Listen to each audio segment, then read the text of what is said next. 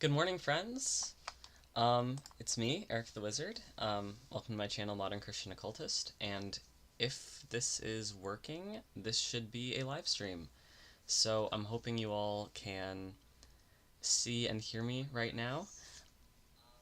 Oop, accidentally had volume on, so I guess now you're gonna get a weird echo. No. Okay, it wasn't muting for some reason. Anyway, I hope you all can see and hear me. I have my camera on. I actually have pivoted my entire everything where my desk is there. So instead of having the computer on my desk, I have my computer on my bed, because behind my desk, where people would be able to see me, is a bunch of moving stuff, because I'm trying to move. And it's not very cute. So I've pivoted everything so you can see my wall. I think you can see like a postcard and a poster and some other stuff I have on my wall. If this works, great, because I'd love to try to do this regularly, not next Monday, because I won't be home, but the other 2 Mondays of July, I'd love to do this, assuming this goes well, and then, once I move, we'll see what happens, but I think it would be fun to do some sort of regular streaming thing. I do have chat. I'm looking at chat on a different device to the side, so that if someone tries to tell me the answers to a question, I won't see it until after I answer the question, and then I'll turn and I'll see it. Because I would be interested in knowing the correct answer to questions that I get wrong, but I don't want people to just tell me the answer, because that's not the point of this. The point of this, for me at least, is I'd like to see how much I recall. I'm currently going through the process of trying to read the Bible, and I don't know, I've read like 10 books since last September, I think. I would pull it out and check which ones I've read, because I keep track. But right now I'm using my Bible to prop up my computer, because I've packed up all of my books except 4 already for moving, and one of those 4 is my Bible. So I'm using it right now as a stand, so my computer is raised at the correct height. So, I don't know, but one of them I've definitely read is... Oh wait, actually no, I can check in here. One of them I've definitely read is Exodus, so today I want to do the trivia for Exodus, which, yeah, this should show which books I've read. I've read a few. You can see I did Genesis last week, and was not doing the best. I also just made some silly mistakes in understanding what was going on. Like, I had forgotten that as I answer questions and I get more and more incorrect, the score at the top will get further and further away from how many questions I've answered, so I can't really use it to see like how many more questions there are in the game. I probably worded that in a confusing way, but let's just jump in and see what happens. Also, please comment if the background noise is way too loud in the stream. This game makes this really loud wind sound all the time, and I right now I think I've played around with settings in a way that my mic over here should be picking me up pretty decently, and I'm really trying to project and use, like a normal adult voice. And I think it sounds like the mic is picking up some of the background noise, because I've turned down desktop audio pretty much all the way in my streaming software. Whatever. Why did Pharaoh enslave the Israelites? I think it's he feared their numbers, because these 3 aren't true, I'm pretty sure, but also I don't remember really being given a reason for why. Okay. We probably were told that, and I just didn't remember it. What is the name of Moses' firstborn son? I think it's Gershom. I think. Okay. Nice. So far off to a good start. What is the first miracle Moses and Aaron performed in front of Pharaoh? I think it was the staff. I honestly thought the first one he did was when he put his hand like into his cloak and then took it out and it was leprous. But it's possible he didn't perform that in front of Pharaoh. It's possible God just showed him that one, but then they never did it. Which, if so, I'd wonder then if that's... if a Christian reading of that would be a foreshadowing for resurrection later. I don't know. From what direction was the wind that brought the plague of locusts to Egypt? I want to say east because of my east obsession. I honestly don't remember. Okay, cool. When in doubt, pick east. It's mentioned a million times in the Old Testament. How many years did the Israelites live in Egypt? I think it was a lot. Probably this. I have no idea. This just feels right. Wow. Okay, already I think I'm off to a better start than last time, because I remember I was like really bad at Genesis. How did God prevent Egypt from attacking while Israel waited the night through the Red Sea? I think it was the pillar of fire, because I think they couldn't pass that. I also know there was the plague of darkness, but I think that happened before. So I'm gonna say pillar of fire. Okay, cool.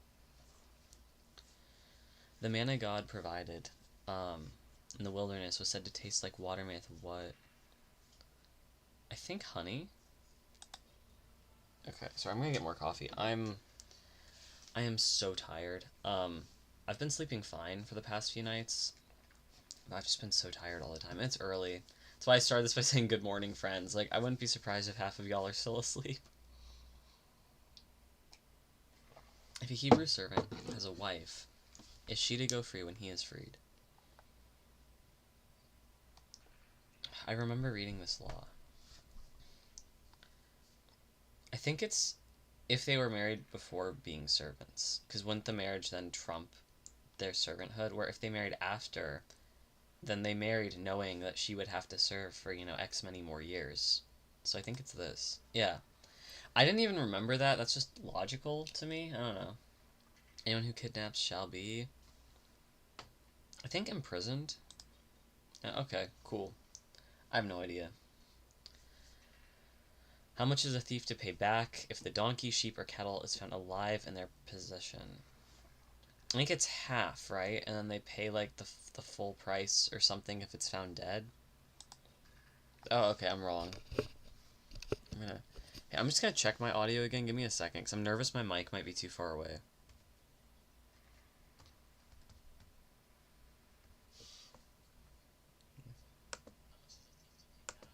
No, okay, I think I sound fine. Okay. Do not show favoritism to who in a lawsuit?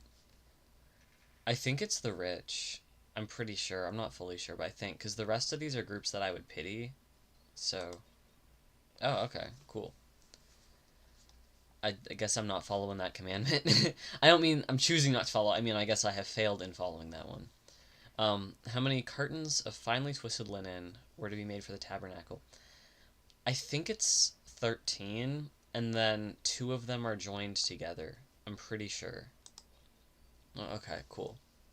I have no idea. Which of the following is not a part of the Levitical priest's outfit? Sandals. They're barefoot because they're standing on holy ground. Which also, we see that happen before. It happened there with Moses. Because when Moses comes up to the burning bush, God is like, take off your sandals because you're standing on holy ground. And he does. What is the bronze basin by the tent of meeting meant to be used for by the priests? I think it's for washing themselves. And I also think people would have to wash. Maybe the priest would wash other people too. I read something about washing people in it. Yeah. Which of these is one of the 10 Commandments? I think it's you shall not murder. I thought this was there too, but I think it's this one. Honestly, like right now, the only ones that are coming to my head that I have like memorized are honor your father and mother, and do not take the Lord's name in vain, which I think. I don't know. Also, I don't know if I think the 10 Commandments are like a real thing, right? Because I'm pretty sure the 10 Commandments are listed out in a few different books of the Bible, and each time they're listed out, they're slightly different. So when I say a real thing, I'm wondering if, right now, growing up, when I was a kid, right, I'd go to Sunday school before church, and we'd have the 10 Commandments framed, like, as a poster on one of the walls, and there were only 10. Where I think if you compiled all the instances of the 10 Commandments in the Bible, you'd probably get, like, 13 or 14, because you'd have some that are present in some of the lists and not present in all other lists. I think the ones about not having any other gods before God, and that, I think those are the same everywhere, but I think some of the other ones, you kind of get traded out. I could be completely wrong. This could be just misinformation, so fact check what I'm saying. But I do think there are multiple sets of 10 Commandments. Because of that, I believe what this is asking me is what's in the 10 Commandments as they are in Exodus.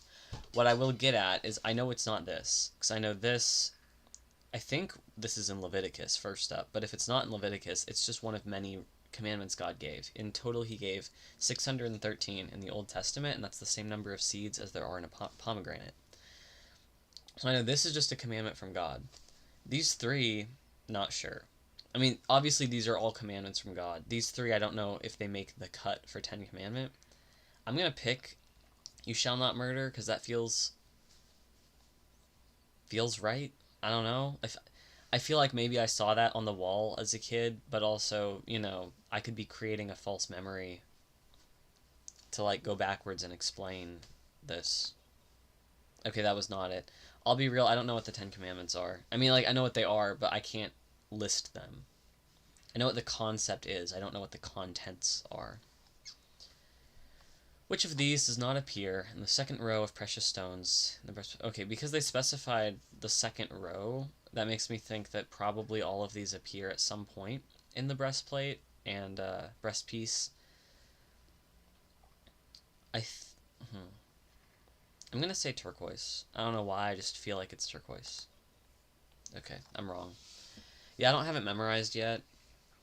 What I will say is I had the joy of going to this museum that's like in a synagogue a few weeks ago, and they actually had a few Torah breast pieces, and one of them was made to look like the high priest breast piece. So it had 4 rows of 3 stones. It was absolutely beautiful. I took pictures of it. I think I put it up on my Instagram. Go check out Eric the Wizard on Instagram if you want to see it. But yeah, it was gorgeous. I really love a lot of like Judaica stuff. It's just beautiful. What store cities did the Israelites build for Pharaoh? Sorry, I lost my ability to speak. What store cities did the Israelites build for Pharaoh? I think it might be Etham and Ramses. I don't know why that sounds right. I know it's probably not Sukkot, right? Because that means tents / tabernacles / whatever. I think it's this. Okay. Wow, the first like 5 or so questions, I'm like, wow, I'm doing good. This is easier than last time. And now I'm like, I got no idea. At which mountain did the burning bush appear to Moses? I think it was Mount Horeb. I'm pretty sure. Yeah, okay. What is the first miracle the priests of Pharaoh could not replicate? I think it was frog infestation. It could also be this, but I think it's frog infestation, because I know they did these two. Okay, then it was probably gnats made from dust. Again, if you're watching this, after I get it wrong, or at any time actually, just say what the answer is, and I'll look after I get it wrong, because I'd be curious to know what were those people, unable to replicate? Sorry, give me a second. I'm having like weird issues. It seems like maybe I've disconnected. On my other monitor, it's looking... No, okay. It looks like it's fine. I'm just being weird. When God struck dead all firstborn of Egypt, which group was not included?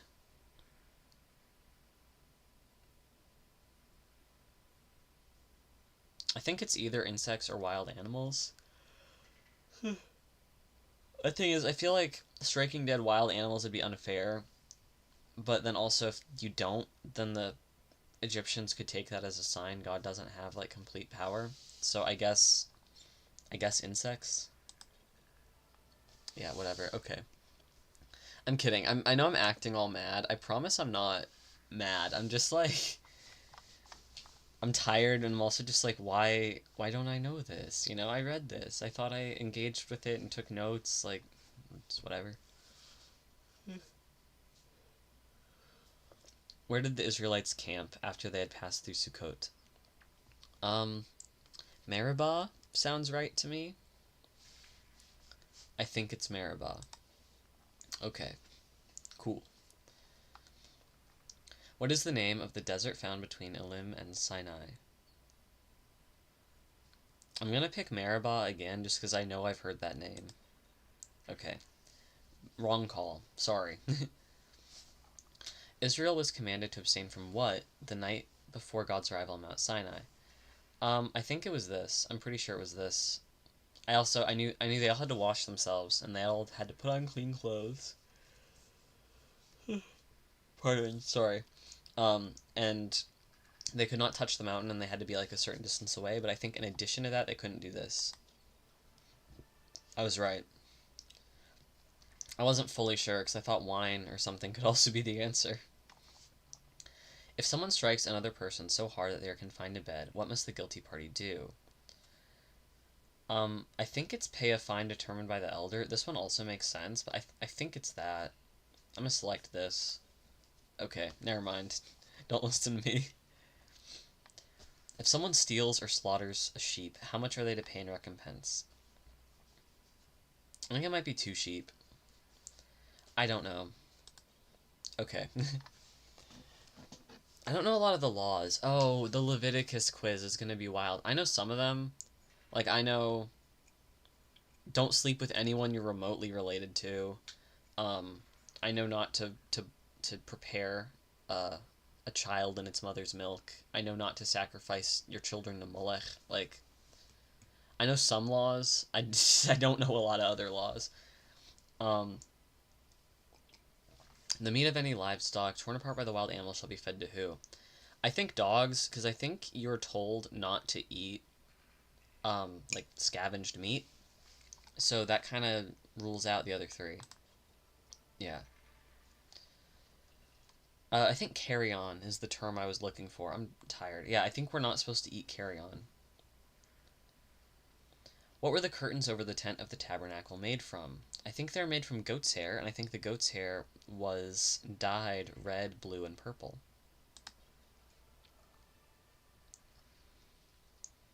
What was fastened to the priest's ephod? The chest plate, I think. Oh, okay. Actually, this could also be true.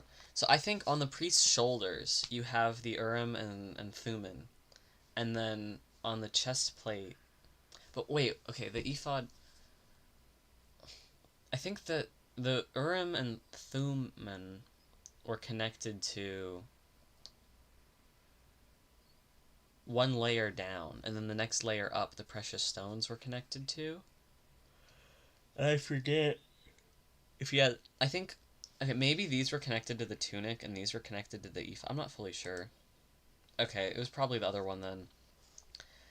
I I learn a lot by writing and by drawing, so very often when I'm reading instructions in the Bible for clothing or for temple stuff, whatever, I try to draw it out.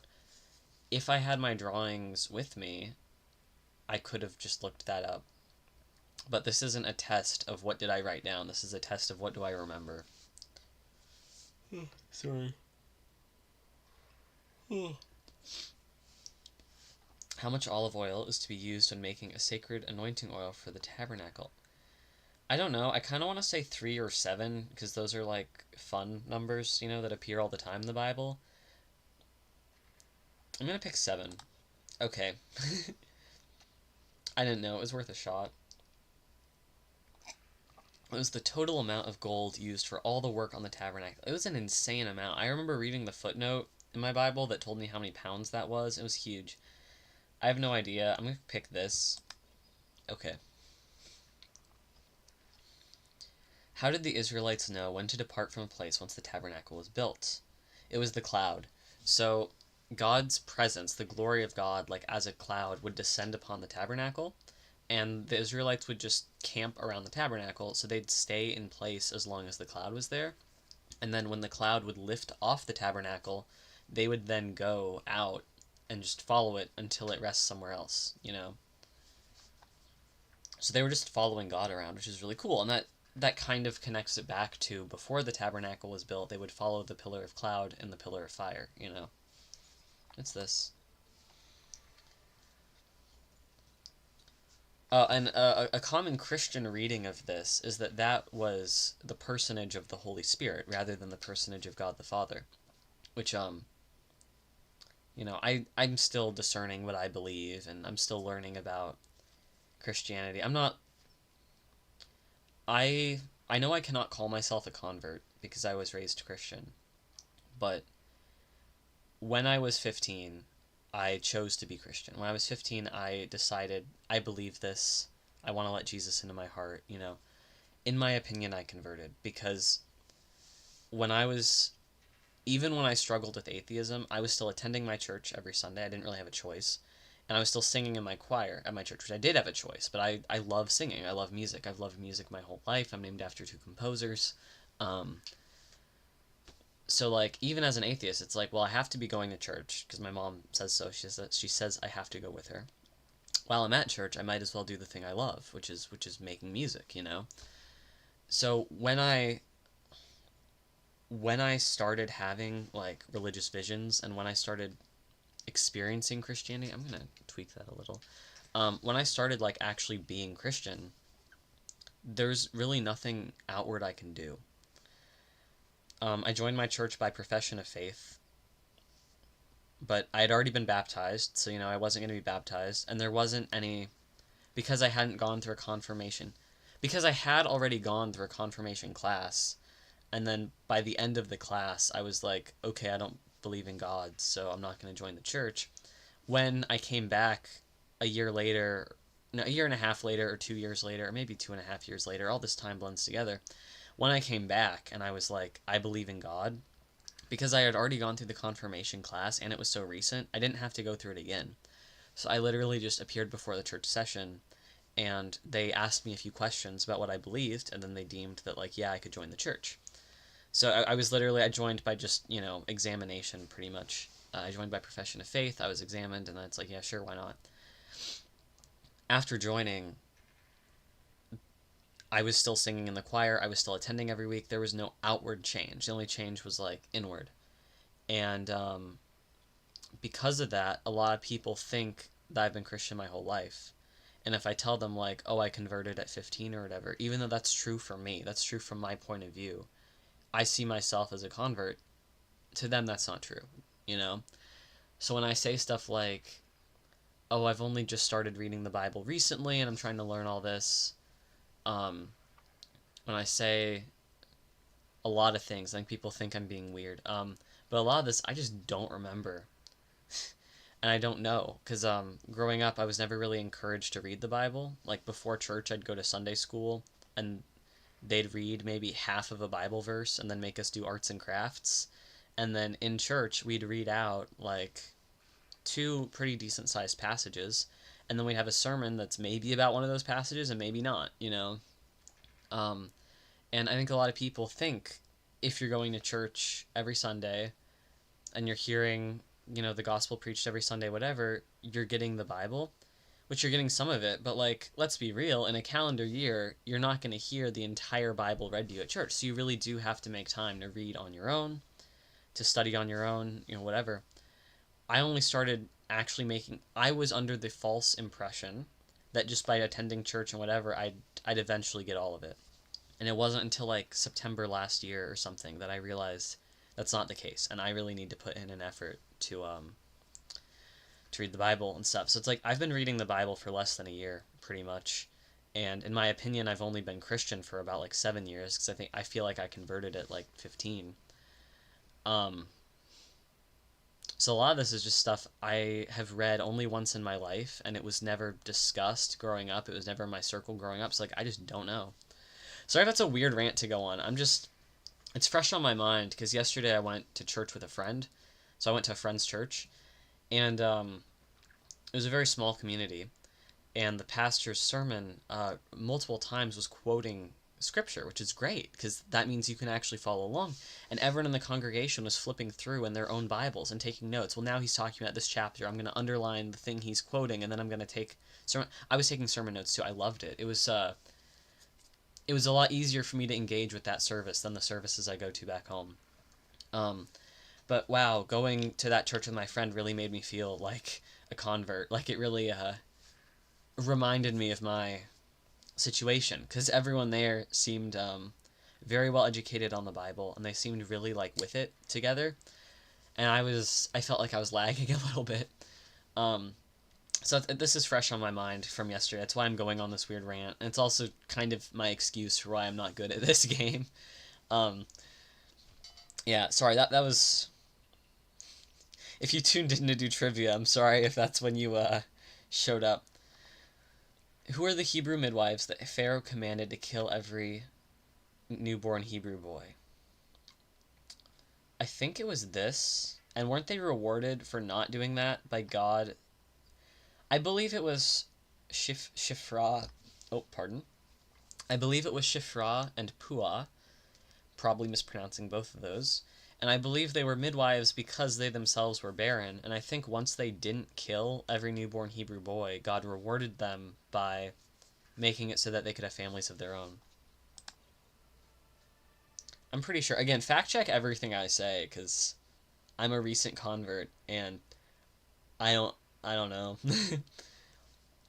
I am, which if you look at Hebrew, there's no word for to be in the present, but there's a word for like you will be, and there's a word for you have been.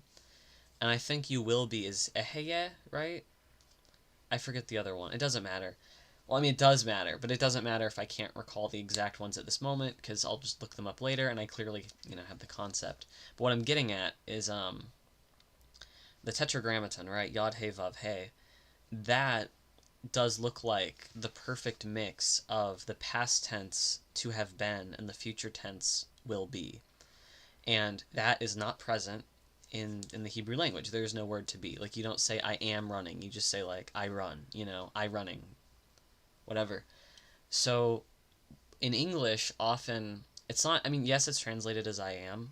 And Jesus actually said, I think before Moses was, I am, or whatever. So that's Jesus claiming to be God. If someone ever tells you, Jesus never claimed to be God. Yes, he did. But anyway, I think in Hebrew, or in English, a lot of the English translations for this verse, when God talks to Moses, I think translate it as, I have been what I have been, and I will be what I will be.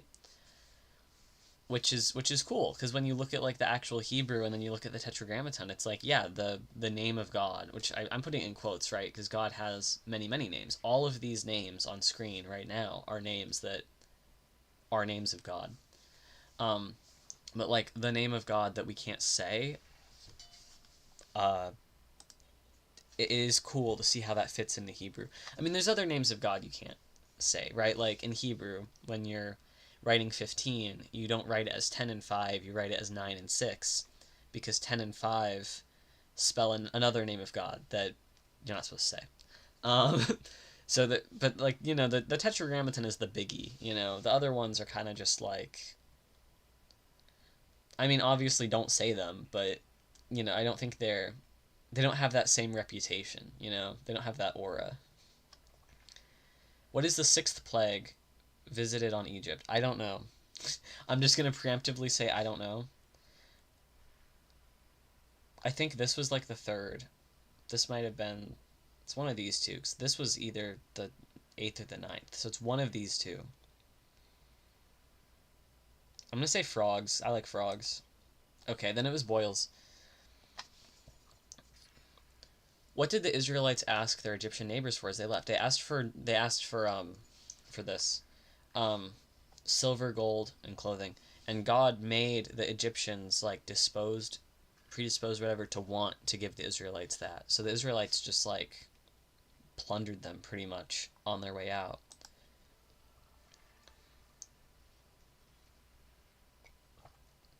God used a wind from what direction to part the Red Sea?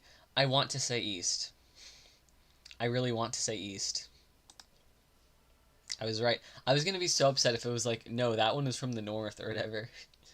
Always bet on east. I'm not even kidding. If anyone doesn't know who I am and doesn't know why I'm so obsessed with east, I made a YouTube video about it. Check it out. Go to my channel. I love the east. An omer is 1/10 of a what? Ephah. That's just true. I don't even need to explain my reasoning. That's just a fact.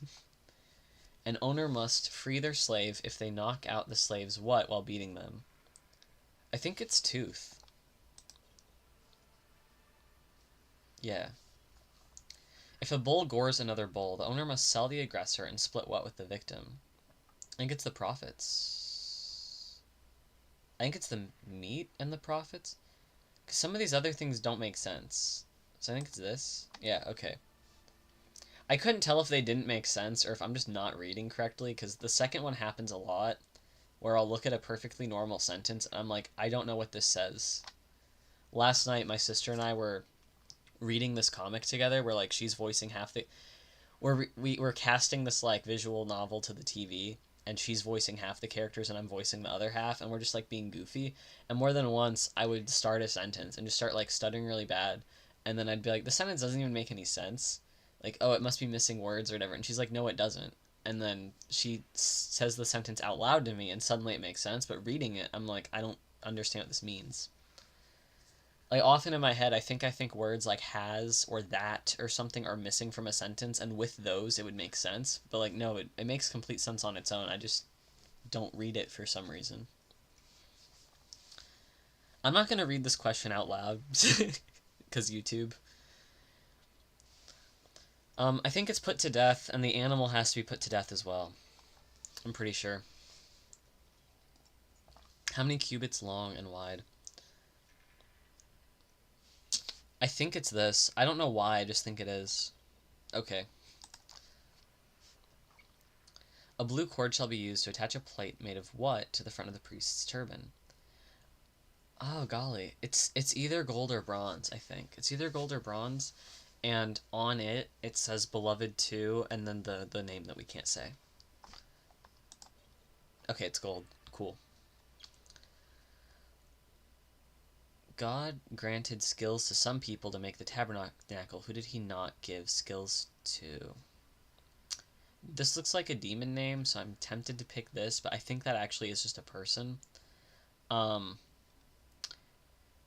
Could be one of these two. Sorry, I keep looking over in chat to see if anyone's joined.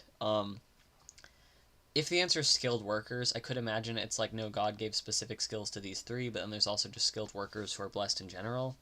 I don't know, I'm gonna just...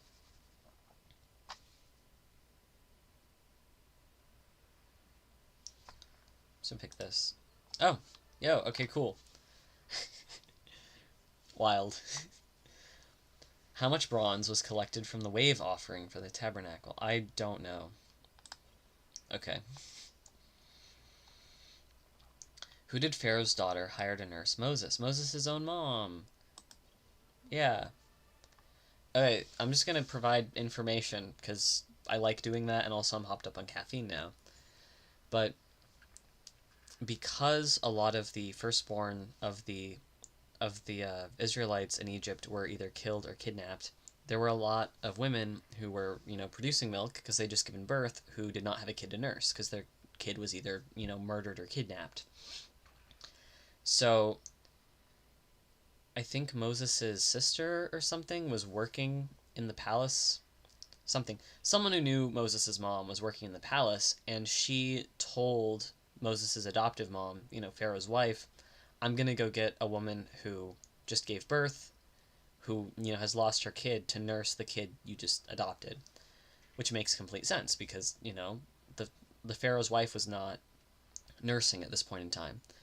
So she goes and she just gets Moses' mom. So Moses' mom got to take care of Moses for the first, I think, year or 2 years of his life before sending him back to the royalty, which is kind of nice.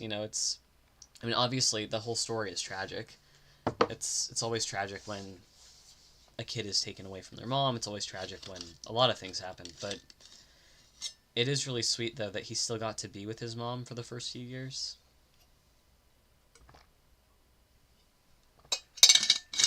Sorry, I'm thirsty. What did Zipporah do to prevent God from killing Moses on his way to Egypt? It is this. This is called the Bridegroom of Blood incident, and there's a lot of different rabbinic interpretations of what the purpose of it was, and a lot of them are really interesting. What crops survived the hailstorm in Egypt? Sorry, I'm getting chest pain. I don't know. Probably this. Okay. Which of the following may partake of the Passover meal? I think it's... I don't know. Is it right? I know Israelites can. Maybe maybe no one else can? Oh, wow. I honestly thought you could have your servants and foreigners among you join. Guess I'm wrong. Sorry. Um, where did the Israelites camp after Marah that had 12 springs? I don't know. This? Okay. Sorry. In what year of service is a Hebrew servant set free? I think it's seventh. And then also, if the Jubilee happens, you get set free during the Jubilee year. Um, maybe you have to pay back some of the years you would have spent in service had the Jubilee not happened. I'm not fully sure, but it is the seventh. Anyone who curses their father or mother shall be what? It's either this or this. I'm just going to pick this. Okay, well, it was the other one then.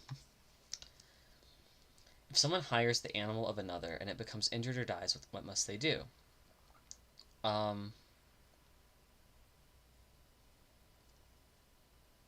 think they have to pay for the animal. I'm pretty sure. Okay. How many lamps were to be held by the lampstand of the tabernacle? 7. That's a menorah. And then today, when people say like menorah, they think of the Hanukkah one that has more branches. And it's like, wait, no, maybe it's 12 because you have like the 6 and the 6, right? I think it's 7. It's 7. Sorry. I was hosting a Jeopardy event at a retirement home the other day, and one of the questions was, how many branches does a Hanukkah menorah have? Which I did not write this. The girl who wrote these questions is she's someone else who's on this volunteer team with me at my church. She's currently back with her family because it's summer break, and she's a college student, so she lives out of town. And I'm not going to contact her and be like, a lot of your questions are just outright wrong. But one, the correct answer did not exist. And then two, a Hanukkah menorah, yes, we call it that, but it's actually a Hanukkah because a menorah is the actual thing with a different number of branches. But anyway, she counted the helper candle like stick in the middle as a branch, which it's not. The number of branches on a Hanukkah is 8. The number of branches on a menorah is 6. But I guess if you have 6 branches on a menorah, but you can have 7 lanterns on that. So I don't know. I'm only bringing this up just because it's recent on my mind. Same with the convert thing. It's just recently I was at the retirement home and they asked this question and I'm like, 1, it's called Anakia, and 2, none of the answers are correct. What objects were to be stored in the breastpiece over Aaron's heart? I think it's this, but again, I thought those were on the shoulders. It's possible that my translation is bad. It's also possible their translation is bad. It's also possible I just don't remember. I'm remembering wrong. Who made the golden calf for the Israelites to worship? Aaron did, but if you read like rabbi commentary, they say like magic practitioners among the Israelites did it. How many men were counted in the census of Israel? I don't know. Probably this. This is a cool number. Okay. How old was Moses when his mother placed him in a basket in the river? It's one of these two, I think. I kind of want it to be this, because then that would sort of align with, like, circumcision and with dedication and whatever. Okay. What did Pharaoh do after his first meeting with Moses and Aaron? He took away the slave straw for brick, and then he said, you still have to make the same number of bricks per day, but now you also have to gather the material for it. See, finally, one I know. I'm much better with the narrative trivia than I am with, like, the just name a fact trivia, you know? How many days did the Plague of Darkness last in Egypt? I think 10. Okay. My other guess would have been 7. A week of darkness sounds pretty scary. I don't know. What kind of pillar did God appear as during the night to lead the Israelites in the desert? Fire. That's a tricky one, because if someone read that quickly and they didn't see night, they could have picked cloud, because he did that during the day. What was stored in a jar in the Ark of the Covenant? Manna. So they were told, they were told, don't gather more manna than you need. If you do, it'll rot. And then they also got punished because they were told you can gather more than enough on Friday and it'll last into the Sabbath, and then you can eat it then. And they would still go out on the Sabbath to try to get some because no one listens to God. The whole theme of Exodus is no one listens to God or Moses. But anyway, at one point God's like, gather a bunch and put it in a jar, and this won't go bad. This won't rot, and you can keep this in the Ark of the Covenant forever, so you can show future generations the work that I've done for you. And they gather it, and then I think, the stone tablets and the jar of manna, I think, are both lost now. I'm pretty sure. Like, I think when the Philistines got the ark or something, they messed with it. I don't know. What I will say is, I think the Ethiopian church claims that they have the Ark of the Covenant. If not, they do claim that they have Aaron's staff. I think they claim they have the Ark of the Covenant, but I don't know if they claim that they have the jar and the tablets. I think they might just have the Ark itself, according to them. Let's engage with them on their own terms. That's also the church that has the Book of Enoch, the Book of Jubilees, etc., within their canon, which is really interesting. What was stored in a jar in the Ark? Oh wait, I already. Sorry, I'm so distracted. I'm tired, and now I'm hopped up on caffeine, which doesn't make me not tired. It just makes me tired and energized. So,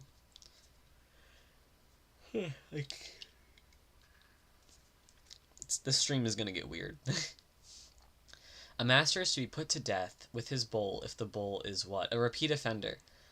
I think if you have a bull that kills someone or someone else's livestock, you're supposed to deal with that. If it kills someone again, it's not like, oh, you didn't know. It's like you knew it would kill again and you didn't do anything about it, so you effectively just chose to kill that person, Some of the laws just make sense to me, so I remember them. Other of the laws, I don't. How is a thief to make restitution if he is destitute? I think he's supposed to be sold as a slave. It's one of these two. It can't be this, because I think this is forbidden. So, yeah. You're welcome. Again, sorry, I have a weird energy right now. No one's in chat. Really, it would be funny if while I'm all hyped up, someone gets in chat, because then I can annoy them. I'm kidding. Or am I? Who did not go up to see God on the mountain with Moses? I think it's Joshua. Joshua was really young at the time, because Joshua actually entered into the Promised Land, meaning he was in the generation after everyone else listed there. That generation was not permitted to enter into the Promised Land, but their kids could. What kind of oil was to be used for the light in the tabernacle? I think it's olive oil. Okay, then I guess it's the clear oil of pressed olive, I don't know. Those who work on the Sabbath are to be what? Again, it's one of these two. This is a very generic answer. Technically, this is a version of this. I think both should count. I'm just going to pick that. Okay.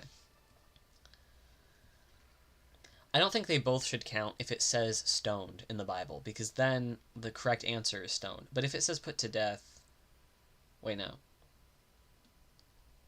I guess I do not think the answers should be interchangeable, but I do think they are driving at the same thing, if that's a fair... Just like I'd be curious to know how... if water and blood are both considered a correct answer in the test one I did a few videos ago, because in the Gospel of John it's said both, so I wonder how they decide what's right and wrong. Like, I wonder if ever there are a more than one correct answer here, or if no. Which does not appear in the first row of precious stones on the priest's breastplate? I don't know. This. I only clicked that because I've never seen that word before, to my memory. Or the other three are all crystals I know the names of. I'm a big crystal fan. I have a bunch of crystals actually right here with me. Here, I don't know if the camera will pick it up, but here I have some selenite, which is really cool. I love the way light moves through selenite. Um, Here I have my lapis. I like lapis. It's cool. Sorry. I know the point of the stream is not to show off my collection, but I love crystals. How did Pharaoh say the Egyptians should kill the newborn male Hebrews? I think it was behead. Like, I think it's like as the mom is giving birth, separate their head from the body. But also, throwing them into the Nile makes sense. Like, I can see both happening in my head, which one of those has to be like a false memory. I think it's behead though, right? Because the two midwives that that God rewarded, that we already answered a question on, the two of them would show up and they'd help the Israelite women give birth. But then they'd tell Pharaoh that, oh, Israelite women are stronger than Egyptian women, and they give birth before we even get there. Because I think what they were told to do is when you show up while the Israelite woman is giving birth, you know, behead the baby while it's coming out. So that their lie about the Israelite women giving fast wouldn't their lie about Israelite women giving birth fast wouldn't make sense if it was any of these, because you can do all of these after a child is born. This you kind of have to do while the child is coming out, so I'm going to pick this. Oh, okay, well, ignore everything I just said. What is the second miracle... What is the second miracle Moses and Aaron performed before Pharaoh? I think it's this. I don't know why, I just think it is. Yeah, I'm right. Cool. We did it, gang. We did it, friends. What was every Israelite to remove from their house on the first day of Passover? All yeast. Not even a molecule of yeast is supposed to be there. Today, in the modern day, when Jewish people observe Passover, some of them will sell bread, like they'll sell yeast products to like a non-Jewish person for like safekeeping, and then they'll buy them back at the end of Passover, because like why throw away a bunch of like perfectly good bread every year? So it's like, I'm not Jewish, right, but I have Jewish friends. I'd be down to do that in the future. Like if one of my friends came up to me and they're like, here, I'm gonna give you all the bread in my house and you give me $1, and then a week later they come back and there's like, here's $1, I'm buying back all that bread, you know, like, it's smart. It's smart, and I'd be happy to help anyone who wants to try that sort of thing. And I promise I won't eat all your bread during that week. Wink. I'm kidding. I'm kidding. What sea did God part so the Israelites could cross and escape Pharaoh and his army? The Red Sea, also known as the Sea of Reeds. God declared anyone who touched Mount Sinai while he was present should be put to death by which means? I think it's stoning and arrows, because you weren't allowed to touch them if they had touched the mountain. So with stoning and arrows, that's two ways you can kill someone without getting close enough to them to touch them and defile yourself, because you just shoot them from far away, or you throw a rock at them from far away. Yeah, I'm right. Yeah, and it was those methods because you're not supposed to touch them. Once they touch the mountain, you can't touch them, and you have to die too. So actually, many times in the Bible, things relating to God or things relating to holiness seem to be treated as if they're infectious. Like, if you put something holy in a jar, that jar also becomes holy. Like, there's... I'm not wording it the best, but holiness is kind of viewed as infectious, which is interesting because the idea of holiness is that it's set apart. Being holy means to be unlike all the other nations. It means to be... It's... Again, I'm both tired and now hopped up on caffeine, so I'm not really explaining myself well, but holiness, the nature of holiness, one would assume probably wouldn't be infectious, but then once holiness becomes infectious, it's like, does holiness have to be set apart by definition because it's infectious, and setting it apart is the only thing that prevents it from spreading to like the whole world then being holy? And then if that's the case, why wouldn't we want the whole world to be holy? And Christians talk about when Jesus died, that the glory of God expanded then to fill the whole world. I think that's in some of Paul's letters. Not fully sure. I'm really new to Paul. Reading his letters right now, actually, and I'm loving it. his theology and his interpretations add so much richness and complexity to like the Gospels. I've been familiar with the Gospels because like growing up, I was actually hearing those preached. Not all of them in their entirety, of course, and it's still important that now I'm making an effort to read them and learn them. But a lot of basically, there's some stories in the gospel you hear preached 100 times in your life, and there's other stories in the gospel you never hear preached, so you have to take that upon you to learn it yourself. But the stories that I've heard preached 100 times, hearing Paul's analysis on them really breathes new significance and new life into them, and it's like such a... I'm getting so much out of reading Paul's writings. But I think in either Romans or 1 Corinthians, I'm pretty sure, he talks about in Jesus' death, the glory of God expanded to fill the whole world. I think that plays into what I was describing with holiness being infectious. So if someone was like, well, why wouldn't you want holiness to spread to fill the whole world? We do. It just couldn't happen until Jesus' death. I don't know, and I could be told, I don't know, leave a comment or say in chat or something. If I'm wrong here, like, if we don't want that to happen or whatever, that's fine. What I think is interesting is the Gospel of John kind of like uniquely gives our physical world over to Satan. Like, I believe it is only the Gospel of John that refers to Satan as the prince of this world. They also refer to him as the prince of the powers of the East, which is interesting because East. I'm going to make a whole other video about the video I made about the East is about Jesus in the East. I have a whole separate thing I'm working on about Satan in the East. But anyway, the Gospel of John uniquely gives over this physical world to Satan. The other three Gospels don't really look at that as much.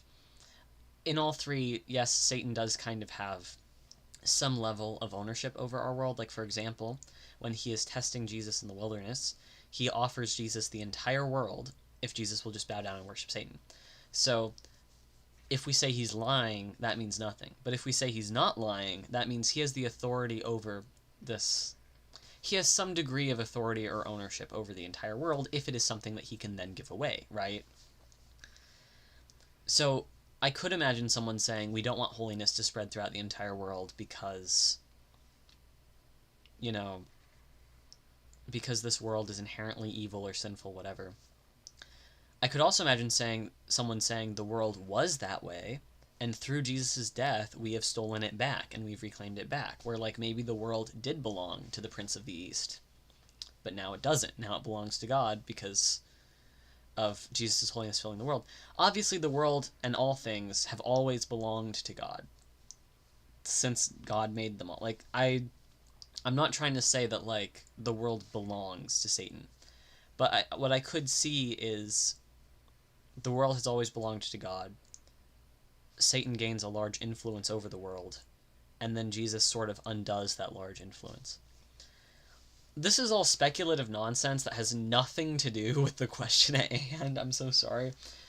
This is why I wanted to live stream, though, because I thought, hey, if anyone joins, they can share their piece on that. They can say, oh, actually, I think the world belongs to blah, blah, blah, and then we can chat.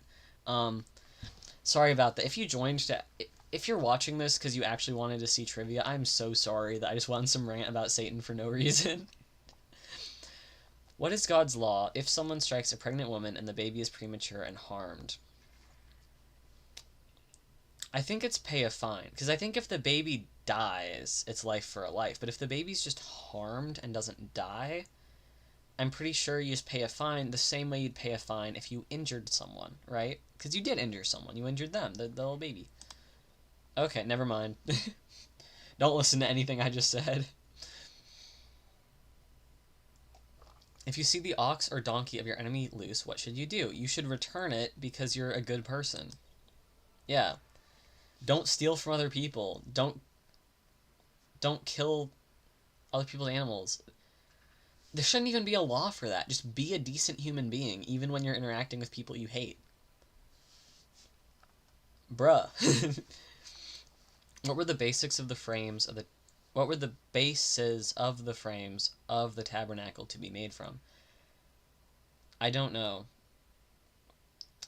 I think it's either silver or iron. I'm pretty sure. It could be bronze, but I know bronze were the tent pegs. Eeny, meeny, miny, moe, and silver. Did it, gang. Let's go. I need to stop saying that. Did it, my friends. Let's go. What ingredient is not used in the sacred incense burned before the Ark of the Covenant? I don't know. I know it's the same stuff that's in Abremelin oil, and now I'm trying to remember what's in Abremelin oil, and all I can think of is Crowley's recipe, which had like cinnamon and cannabis in it, which I don't think was in the actual recipe, and I'm just drawing a blank. This is the problem with being an occultist, is I remember all this like random nonsense that's not in the Bible, and I don't remember what's in the Bible. I'm gonna pick this. Okay. Sorry.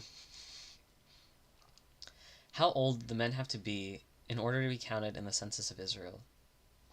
I think 13 years or more, right? Because that's when you reach maturity. Like, that's when you have your bar mitzvah. Okay. Never mind.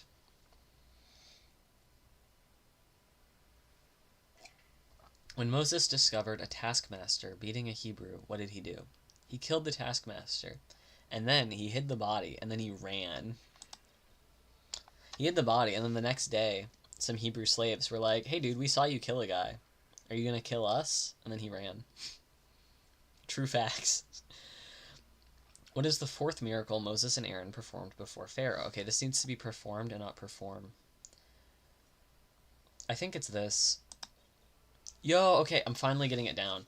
I'll be real, I'm just doing process of elimination now because I remember which ones I guessed for other ones that were correct, so then I know it can't be them.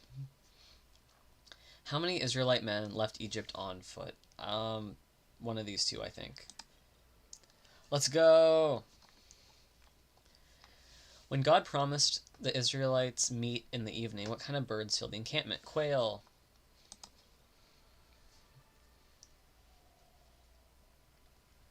How much is the owner of a bull to pay if his bull gores another person's slave to death?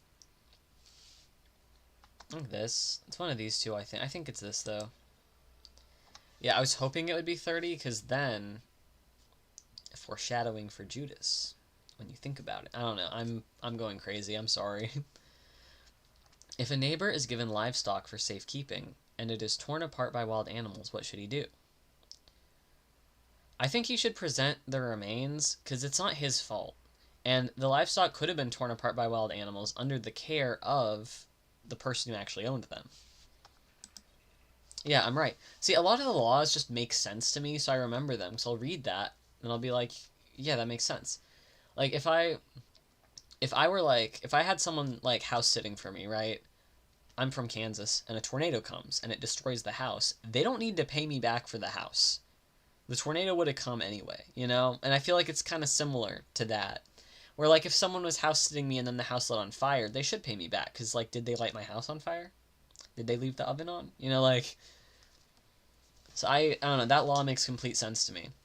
Like, I mean, I've seen coyotes in my neighborhood. If someone left an animal with me and a coyote came, it would not be my fault. Because if they live right next door to me, like, let's say they're my neighbor, coyote would have come to their house too. So that's a very grim thing to say, but it's just true.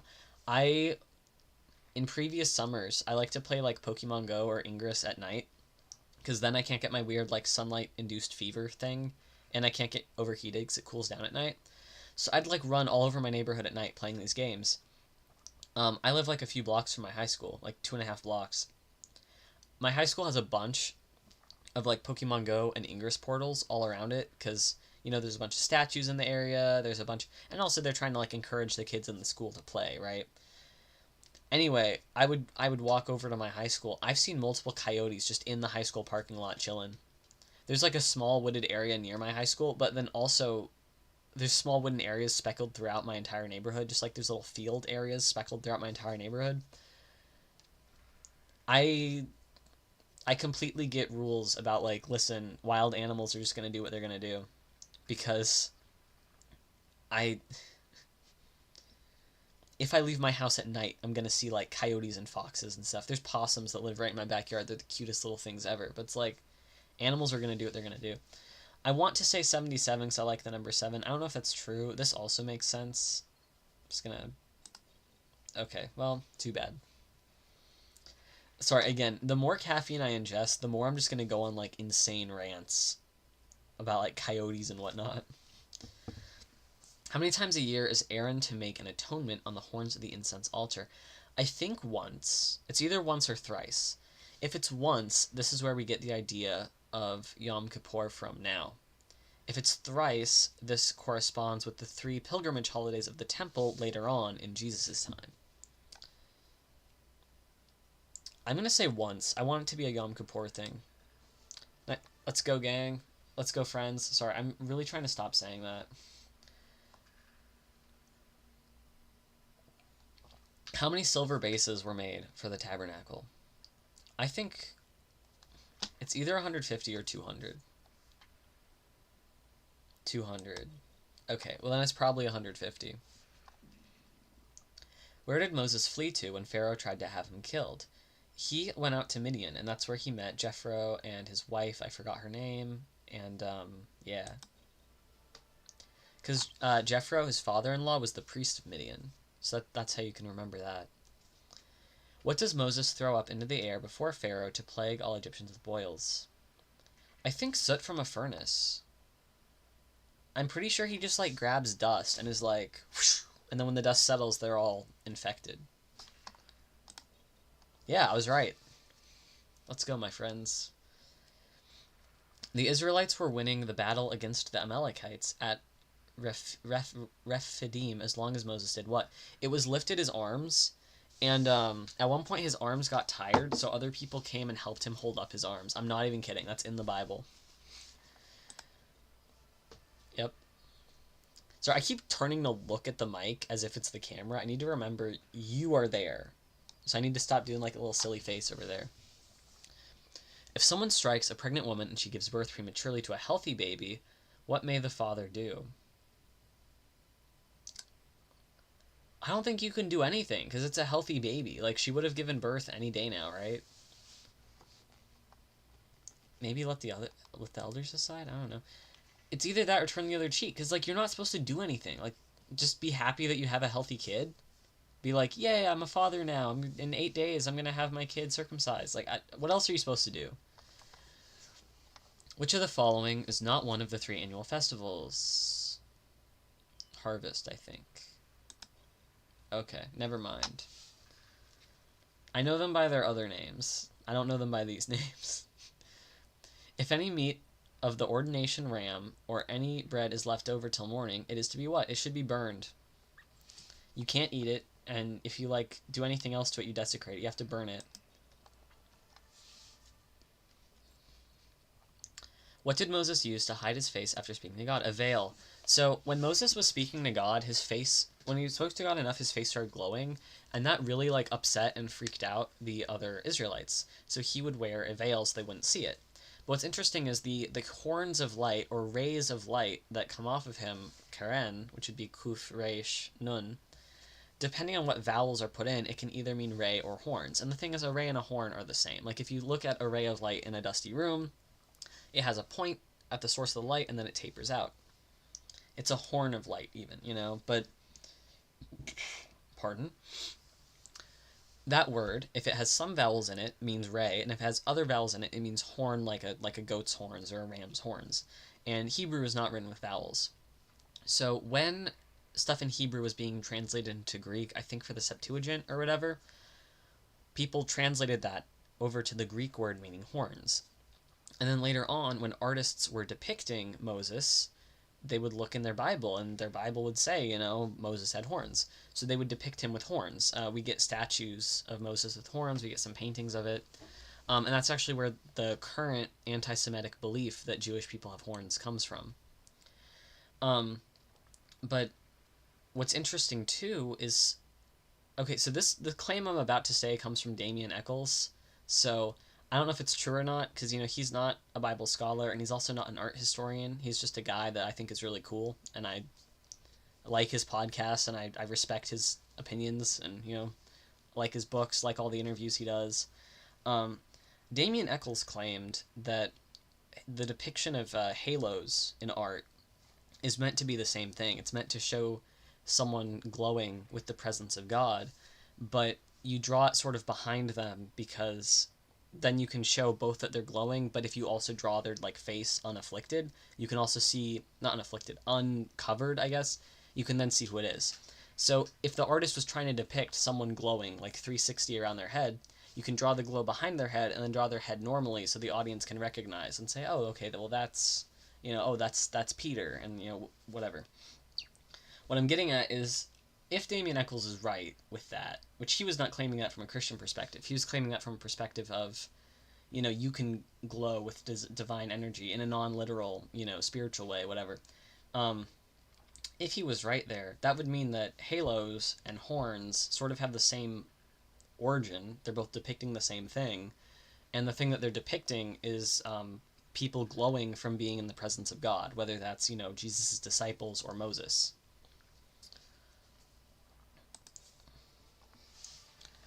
I personally find it interesting that Moses wore a veil because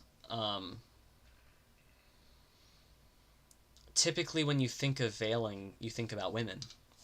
So the fact that Moses wore a veil, as someone who is a little bit different gender-wise, both with gender presentation to the world, but also just with how I conceive of my own stuff, Moses wearing a veil is very impactful for me. Who did Moses marry in Midian? I think it's Zipporah. Earlier I couldn't remember her name, but I think it's that, and I'm right, so let's go. What plants were destroyed in Egypt's hailstorm? I already got it wrong for what wasn't destroyed. I don't know. I'm going to say this. Okay. I have no idea. How many chariots did Pharaoh bring in pursuit of the Israelites? I think it was all of the chariots of Egypt. Like, I think it was a pursue them at all costs sort of thing. Every time I answer a question now, I'm afraid that's going to be the last one, and I'm going to see that I got less than half of them right. A servant is given a wife. They have children. Who does the servant's family go to when he is freed? I think it's the master, because the master provided the wife. Yeah. If someone starts a fire and it catches and burns grain, what must they do? I think it's pay restitution, because, yeah, you'd pay for the property. A lot of these laws just make sense to me, like, intuitively. I don't even remember reading them. I'm giving the answer that I would give. The covering of the tent of the tabernacle was to be made of ram skins dyed what color? Red. And then over that, you have, like, a special kind of waterproof leather. What did Moses burn in fire, grind to powder, and put into water and force the Israelites to drink? The golden calf, I think. Yeah, it was the golden calf. He was like, oh, y'all want to be idolaters? Okay, drink up. I feel so bad for Moses. Like, literally, that whole book is just other people not listening to him. Who is the father of Zipporah? So, I think this is one of the two names he goes by, but the other name he goes by is Jethro. Hey, I have two names too, so, like, I'm not judging, but it's a little confusing. What is the 10th plague visited on Egypt? Death of the firstborn. What? Oh, I guess it was darkness. Wow, I always get those two backwards. I'm so sorry.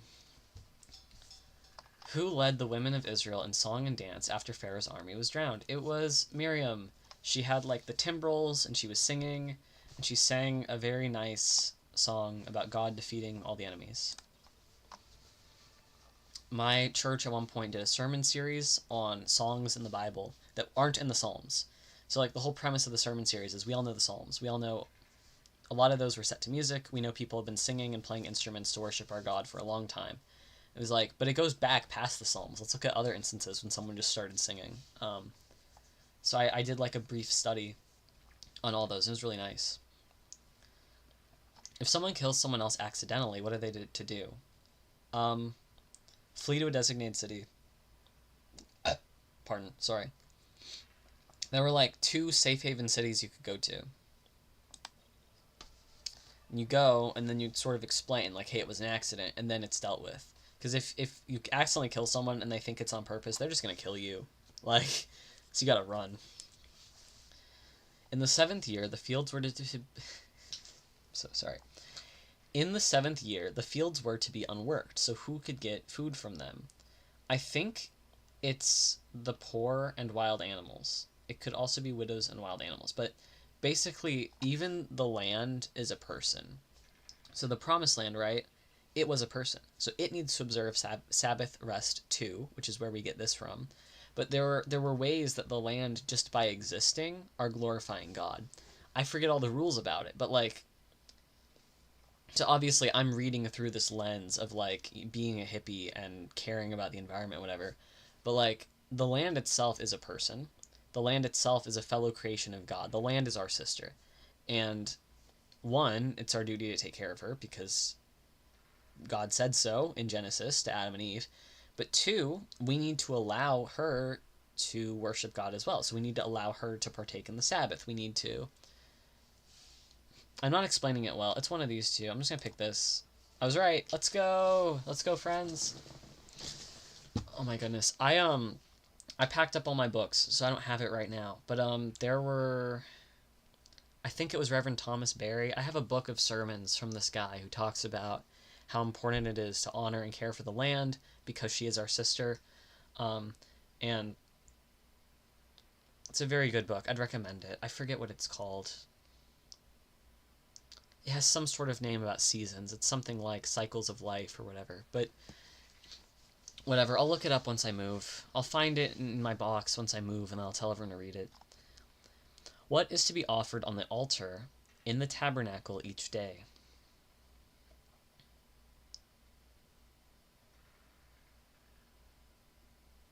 I think this. It's one of these two, and I think this. Okay, then it's the other one.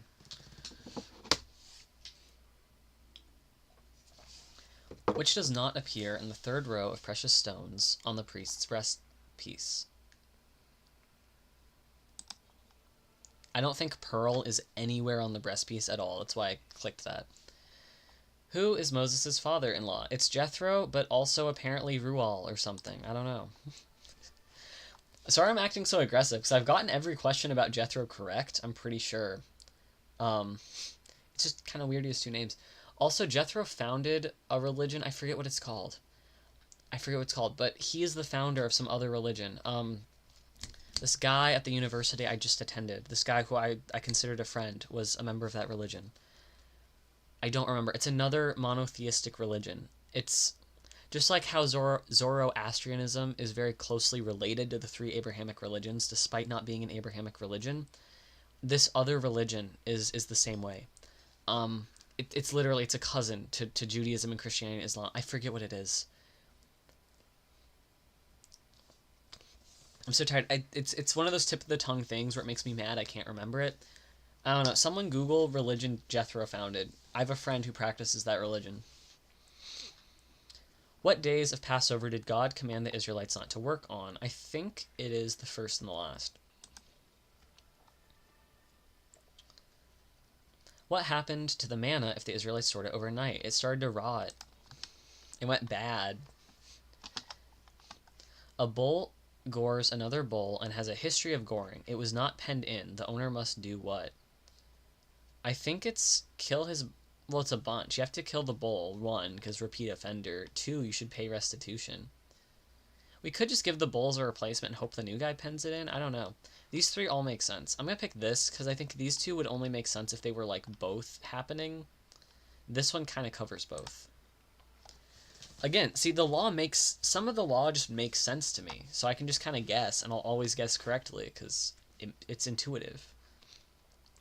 What clasps were used for the goat hair curtains on the tent covering the tabernacle?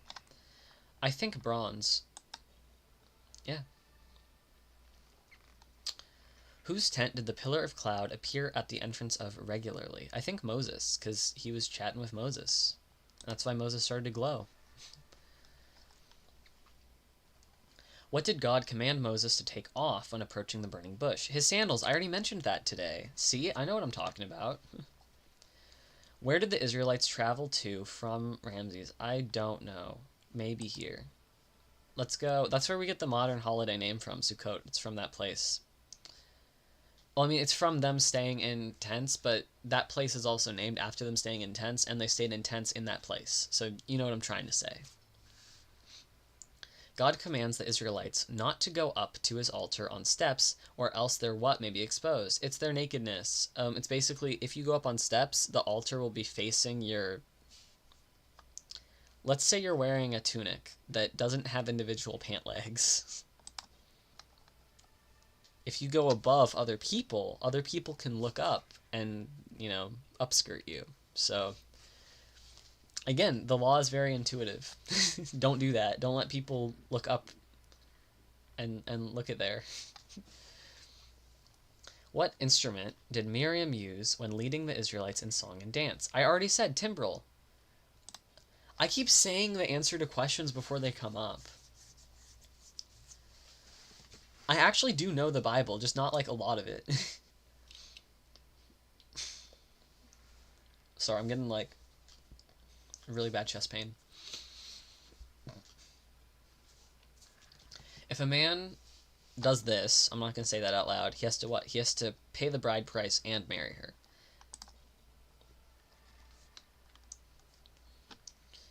What is to be killed during each of the 7 days, the priest's ordainment and consecration? I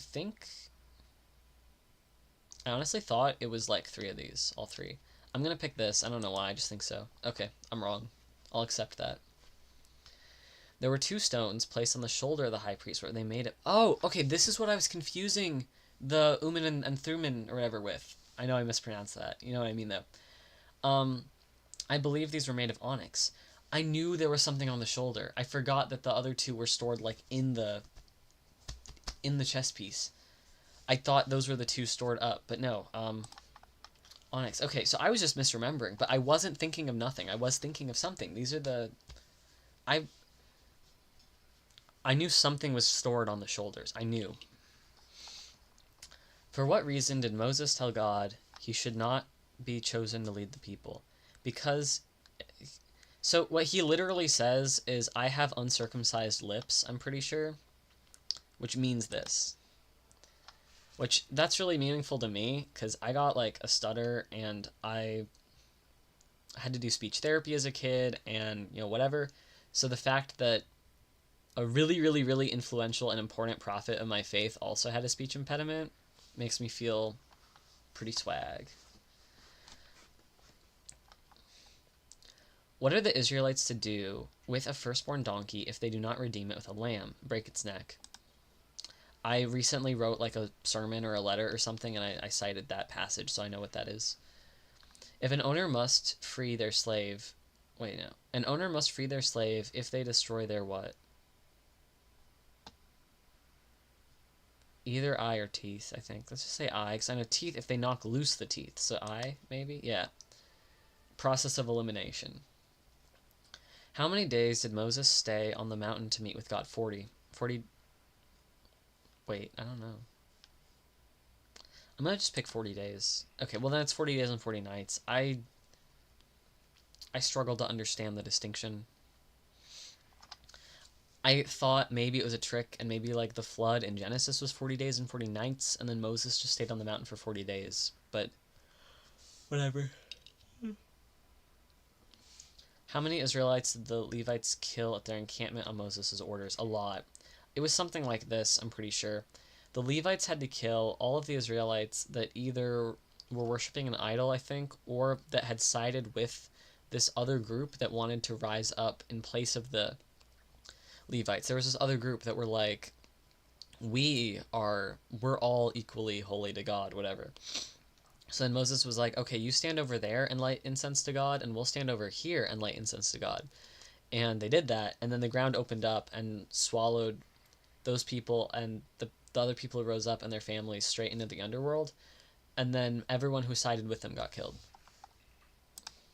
Okay, it wasn't 30,000, but the story I just told happened. Which one is not one of the 3 signs God gave to Moses to perform for the elders of Israel? I think it's this. No, it's this. No, okay, I don't know. I'm really trying. Where did God instruct the Israelites to camp that was situated between Migdol and the sea? That name just looked really familiar. That's why I clicked it. Anyone who attacks their father or mother shall be what? Again, I don't... Eeny, meeny, miny, mo, right? Okay. A lot of these answers to me, I feel like... Yes, it does matter what it says in the physical Bible. But if you believe either one, I think there's so little of a difference that knowing it's one of those two shows that, like, you do know what was written, sort of. Better than someone who had never read it, if I mean.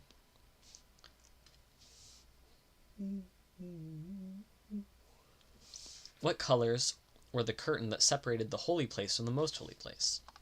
Blue, purple, and scarlet, and I believe they had cherubim woven into them by skilled workers. If not cherubim, seraphim. Which does not appear in the fourth row of precious stones on the priest's chestplate? I think it's onyx, because you already have the onyx up on your shoulders. Oh, never mind. I guess they doubled up on the onyx. Who were father and mother to Aaron and Moses? It's not these two, because that's his father-in-law and his sister. It's not these two, because that's his wife and his father-in-law.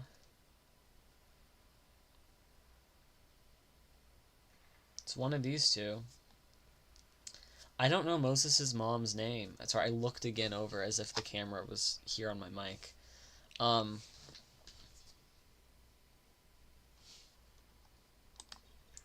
Okay, it was a 50-50 chance.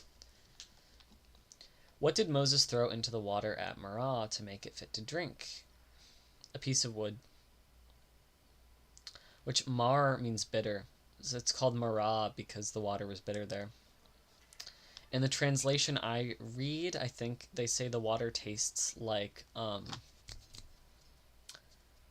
wormwood, which wormwood tastes disgusting. I have some actually. I hate this. I'll put this into like fruit juice or something to hide the flavor. It still it ruins the whole fruit juice. But there are reasons to take it, and I take it for those reasons. So like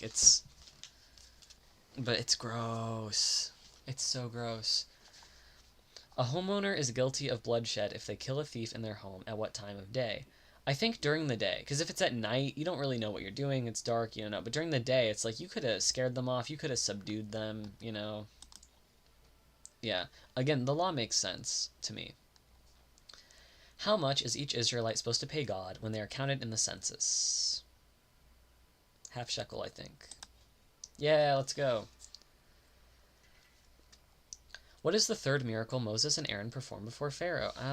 This. Okay, I don't know. The appearance of manna is described as white like what? Like snow? No. It's one of these two. Look at this. Okay. I have no idea. Anyone who sacrifices to another god must be what? I think it's this. Oh, if it's annihilated, that might be this game's translation of this Hebrew word that can mean destroyed, but it can also mean irrevocably given over to God. Which, if that's the case, that kind of makes their death a sacrifice. I think I went into this in my last video and I was talking about how, like, the issue with what King Saul did is that by not irrevocably giving over an entire city to God, by saving some stuff to sacrifice, he was technically stealing a sacrifice from God. So I think, yeah, if you worship another god, you're instructed to be sacrificed. But, like, not sacrificed, like, as a burnt offering, like Jephthah's daughter or whatever in First Kings. But, like, sacrificed in, like, a special way that, like, cities and stuff are. What were the cups on the lampstand of the tabernacle shaped like? They were shaped like almond flowers, which makes sense because later on Aaron's staff flowers and it's made of almond wood. And that's why the wand you're instructed to get for the Abramelin ritual is supposed to be made of olive wood, because you're kind of tapping into the priestly authority of Aaron. What is the fifth plague visited on Egypt? I do not know this. Okay, I don't know. Just like I didn't know the order of the days of creation last time, I need to just, like, write some of these down, you know? Jethro suggested that Moses appoint people to handle which of the responsibilities? Dispute mediation. Okay, the Israelites kept coming to Moses with their trivial problems, and were like, Moses, solve this for us. And because of that, Moses wasn't able to do his duties as, like, a prophet. And then Jethro shows up. He's visiting, so he wants to visit, you know, his daughter and his grandkids, whatever. And he's like, why don't you let other people deal with the little stuff? Like, my ox killed his ox, or, like, you know, my slave got married, or whatever. Like, let other people deal with that, and then you can deal with the serious stuff. Like, if a mediator thinks it's serious, they can bring it to you, and then that frees up all your time to, like, be a prophet of God and do the other stuff that you're supposed to do.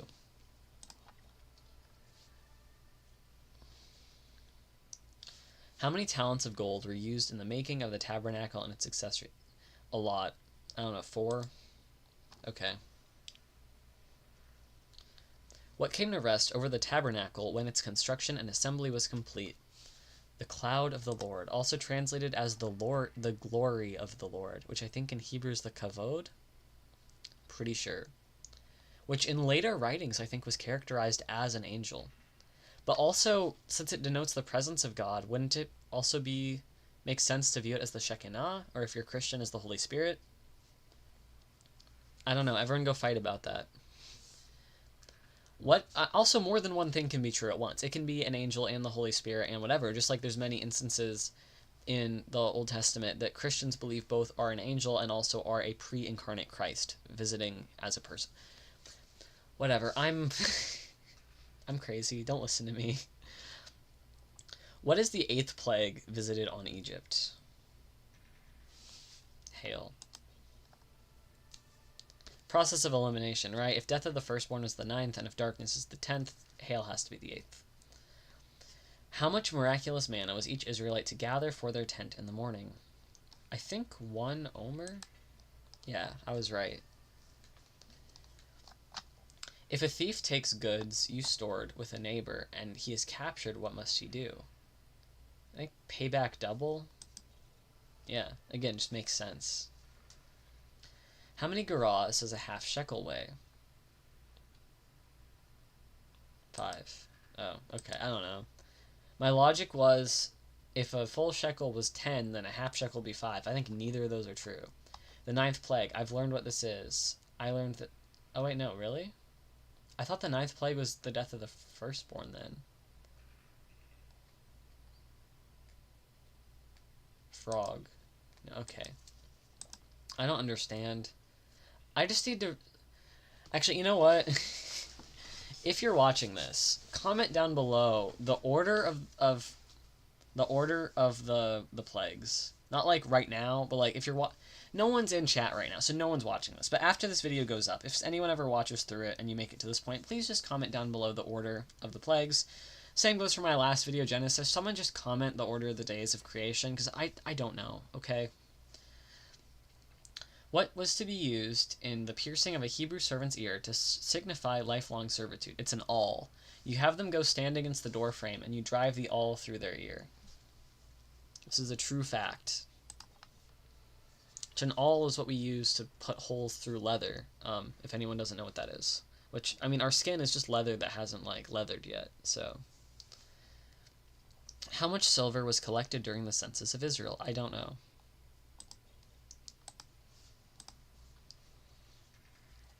What were the Israelites told to paint on their door frames on the first Passover? The lamb's blood, which is now why, as Christians, we say that Jesus' blood has cleansed us, because Jesus' blood has liberated us from death, just like how the Israelites were protected from the angel of death, and through his crucifixion, we have all been painted in his blood. So, yeah. Christianity. Where did the Israelites camp when Moses first struck a rock to produce water? I don't know.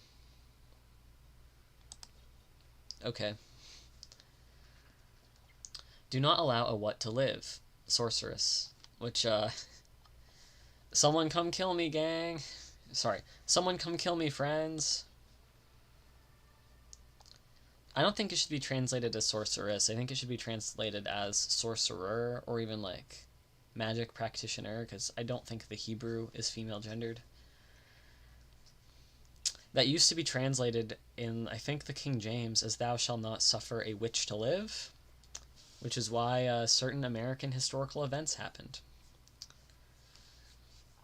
Again, if someone wants to come kill me, come find me. I would argue I'm not a sorcerer, because I think the modern definition of that is someone who practices magical practices not knowing what the outcome will be. So, like, if you're just doing a ritual, not really knowing what the outcome will be, but doing it because you've been instructed to do it, that's sorcery. Where I think if you do a ritual and you know what the outcome will be, that's then, you're not a sorcerer, you're a practitioner or whatever. But also, people have defined and redefined these words a billion times during the last 10 years, and it's mostly due to TikTok and Reddit. Oh, hey. Oh, hey, I'm actually seeing stuff in the chat now. Oh my goodness. I'm so sorry, I didn't see you two join. Hey, Q, Moses had a glow up. Yes, I'm sure you said that forever ago. I am so sorry. I keep looking over in my peripheral, and I never saw those two messages because of how small they are on my screen. I'm so sorry. Yes, Moses did have a glow up. He literally started glowing.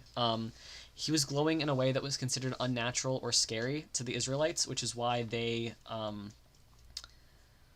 which is why he had to wear a veil, because, like, they would not interact with him. They were spooked by how he looked. I'm so sorry I didn't see these. I genuinely, on my end, most of what I still saw was the gray box of, like, welcome to live chat, whatever. And then for Bradley, take as much time as you need. None of this is urgent at all. Oh, thank you. Plague of blood, plague of frogs, 3 gnats, flies, livestock boils, hail, locust, dark. Okay, if that's true, though, which I believe you, but if that's true, when they asked what the 9th was, or I guess no, darkness was an answer. Darn. Okay. Thank you so much. Thank you so much. I'm sorry. I just did not know that. Yeah, what I was going to get at is, like, by modern definition, right? What am I? I don't know. People will argue. I think some people would say practitioner, others would say magician, others would say witch. I don't care. You know what? I'm just a dude. How many times a day must Aaron burn incense in the tabernacle? I don't know. No problem. Still, I'm grateful. It's very sweet. My guess would be 3. This guess, literally what it's based on is there are certain prayers that Jewish people say 3 times a day. So my guess would be that the timing of that is related to the incense. I could be wrong. It could be once a day, where just once a day you do that offering. It's like a daily thing. So it's either 1 or 3. I want to pick 3 because I want it to be related to the Shema. It's not. Okay. There's no... A lot of my answers to this, the only rhyme and reason is I think I remember something that I think is related. It does not guarantee that what I remembered is true, and it also does not guarantee that what I remembered is at all related to what I'm doing. Which of these peoples are not listed among those in the land of Canaan that God promised to drive out? I think the Hittites were driven out. I don't think the Hivites were. Okay, never mind. Again, if you know the answer, feel free to put it in chat, because I will look over after I've answered it. If you don't know the answer, obviously there's no problem there. Again, Q, I am so sorry I did not see your message for, like, such a long time. I think when you sent it, when it was the only message there, it was taking up, like, less than a centimeter of my screen, so I just did not see it when I would, like, try to peripheral over. What were the Israelites commanded to use when painting lamb's blood on their doorways? Hyssop branches. And hyssop branches are actually used a lot. So a hyssop branch was actually, I think, the type of branch that the sponge of vinegar wine that was lifted up to Jesus on the cross was. I think a hyssop branch was used there.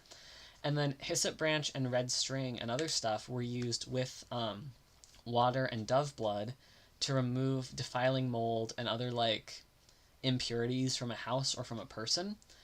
And the red string we also see used for protection later on throughout the Bible, but then also through modern day. If you've ever seen a Jewish person wearing, like, a Kabbalah bracelet with red string, that's general protection, but it's also specific protection against Lilith.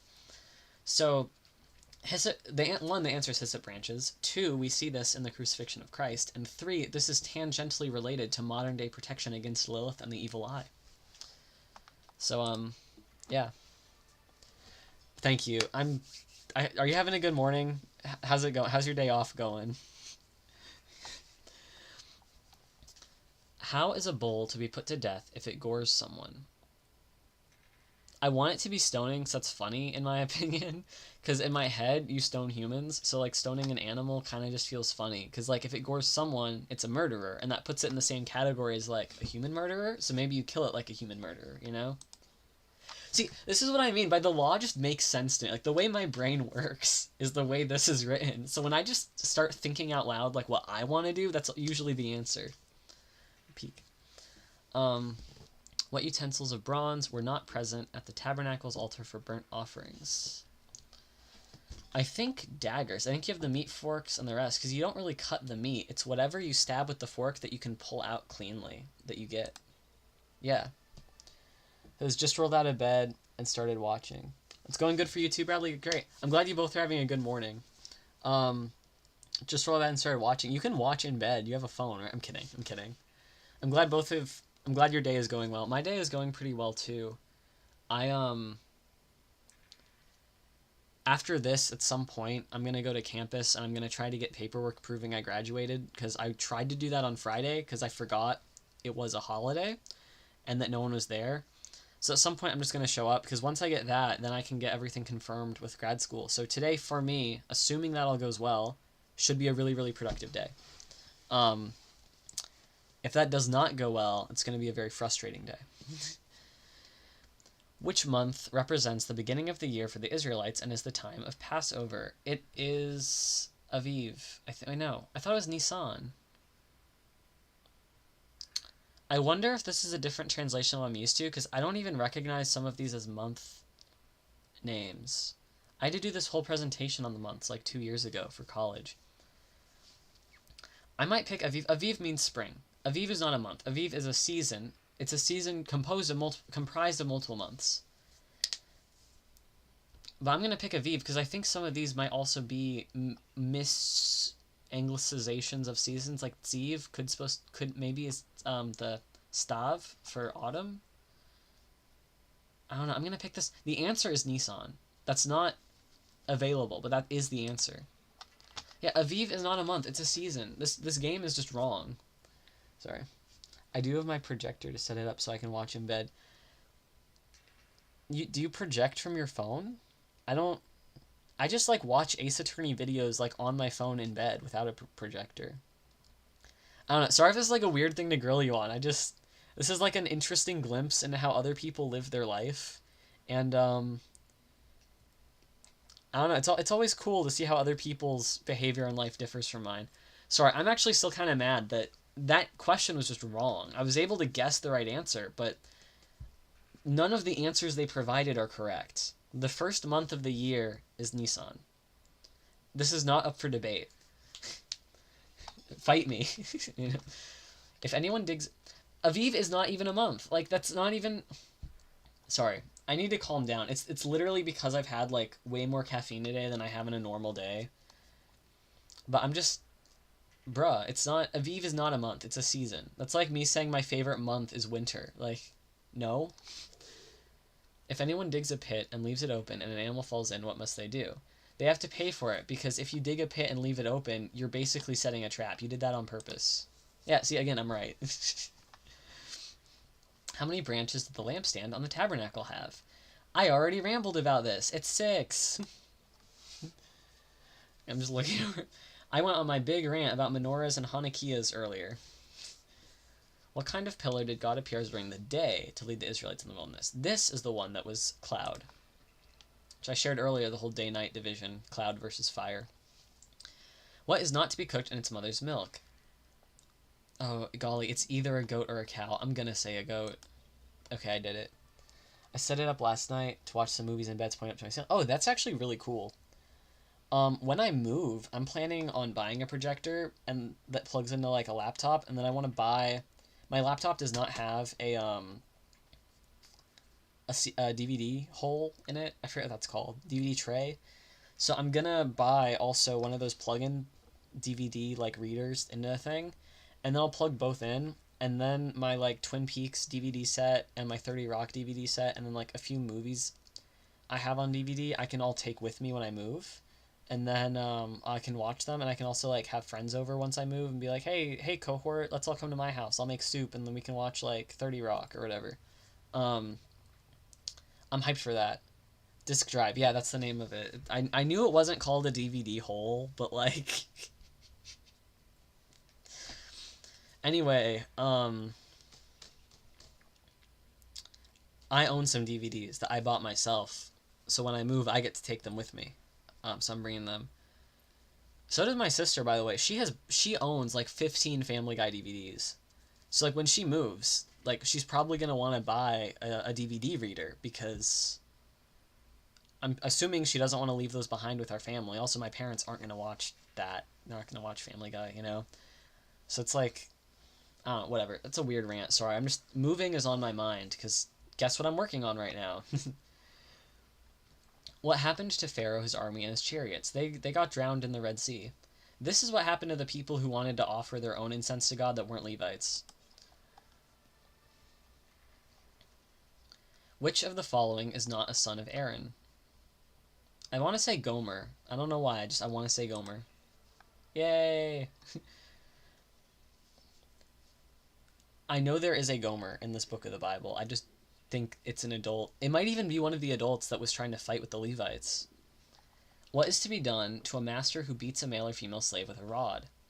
I think nothing, right? If the rod is thinner than I think if the rod is thinner than your thumb, nothing. If the rod is bigger than your thumb, I think pay a fine. They don't specify how big. I'm gonna say nothing. Yeah. Well, look. You own all of Columbo and Monk? Oh heck yeah. I I have not seen a lot of Columbo. I've seen some. I've also not seen all of Monk, but I've seen a lot. I really love detective shows. I really want to start watching Psych. I recently heard some songs from Psych the musical, and they were hilarious. And like back when Psych was coming out, someone at my school like explained to me what the premise, and it sounded really funny. I just never got around to watching it, but now I like really really want to watch Psych. If you're interested, maybe we can watch some next time we meet up. What ingredient is not used in the sacred anointing oil of the priests of the tabernacle? Okay. Again, this is where I go to. I know about Crowley, sorry. I know about Crowley's Abramelin oil recipe, and I know it differs from this. I think cinnamon. I think these three were in it though, but I also think frankincense was whatever. I'm gonna pick frankincense. Alrighty, interesting.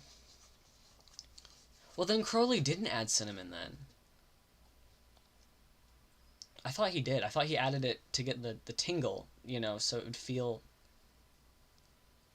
When the stream is over, aside from doing paperwork, I'm going to Google a bunch of stuff related to Aleister Crowley. After how many years of service is a female slave to be set free? I think 7, because Oh. Then I think it's different for a male and female slave then. That's a little sus. What were the frames set up around the tabernacle made of? I think they're made of acacia wood. And I think Freemasons use acacia wood for a lot of their, like, wooden implements, because doesn't acacia wood represent immortality? Well, and also because they consider themselves to be, you know, the spiritual descendants of the builders of the temple, which the temple's like the kid of the tabernacle. Well, y'all know what I'm getting at. I think it's acacia, though. Yeah. If someone steals or slaughters another person's ox, how much are they to pay them back? Let's just say 1 ox, because that's funny. It's probably something else, but yeah. I knew that's wrong, but I just wanted to say that. I don't know why. Okay, 113 out of 169, which is interesting, so 169 is 13 squared. 13 times 13 is 169. You can look it up. That's not that great. It's not that bad. I guess if I do quick math, this means that I missed 56 questions, which is about 1/3 of the questions, because 113 divided by 2 would be 56. So I got 2/3 correct, and I missed 1/3. So do you like detective shows? that have a gimmick, like a guy who's genius, or Bowling on Bones guy's actual devil. Are you talking about Lucifer for the second one? Because my dad watched that. I've never seen that. Well, that was not that great. Here, let's compare how I did though, right? So for Genesis, I got 131 out of 193, which I'm gonna get out. Let's look at a percentage thingy.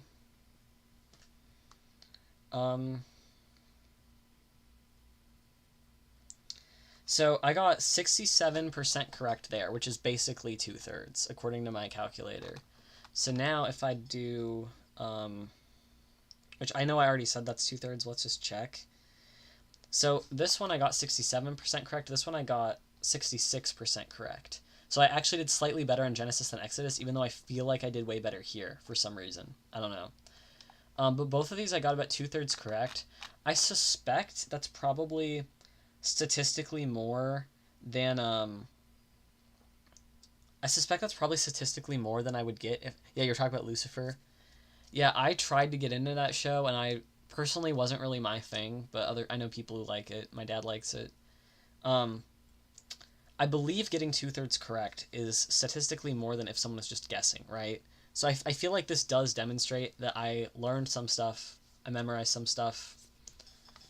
Obviously, I have plenty of room to improve, and I will over time. But so far my track record is getting about 2/3 correct. I would be curious to know if either of you watching play this, how many you get correct for these questions. Not like the actual numbers, but like, you know, if you did a few of them and then you did the math, I'd be curious to know what percentage of them that you get correct, because yeah, I know right now my like batting average is 2/3, and obviously as I keep going, we'll find out. The next one that I'm gonna do will be Leviticus, which that's gonna be, who knows how that'll be. One, it's fewer questions, but then two, it's about the law. And with the law, some of it I can get very easily because it just makes intuitive sense to me, and it's like, well, this is what I would have done, you know. But then other stuff with the law makes no sense to me, because it'll just be like, how many shekels do you pay for this? And it's like, well, I don't know. I'm always gonna guess like 30 for like Bible foreshadowing. So memorizing numbers and stuff is hard for me, but being asked like, what do you do in this situation is easy for me. So I have no idea how Leviticus is gonna go. Like I said, next Monday I can't stream because I'm going to be at a family baptism in another state, but maybe I'll stream on like Tuesday or something. I'd love to keep doing this. This was a lot of fun. I was also talking about the show called Bones, which is in fact, yes, I knew you were talking about Bones, and I have seen it referenced in Family Guy. I've also seen it referenced in like other comedy shows. But yeah, because Leviticus has only 66 questions, I might try to partner that with like maybe one of the letters of Paul I've read recently. Like maybe I could do Leviticus and Romans together as a stream next Tuesday or something. I don't know. I'll keep everyone updated. I hope you all enjoyed this video. I'm probably gonna go now so I can go pester someone about paperwork and see how the rest of my day goes. But thank you so much for joining and stopping in. Thank you so much for chatting with me. I hope you all have like a lovely day. I hope your day only gets better and better. And I don't know, just thank you, and I love you, and so does God. I'll see you around, hopefully.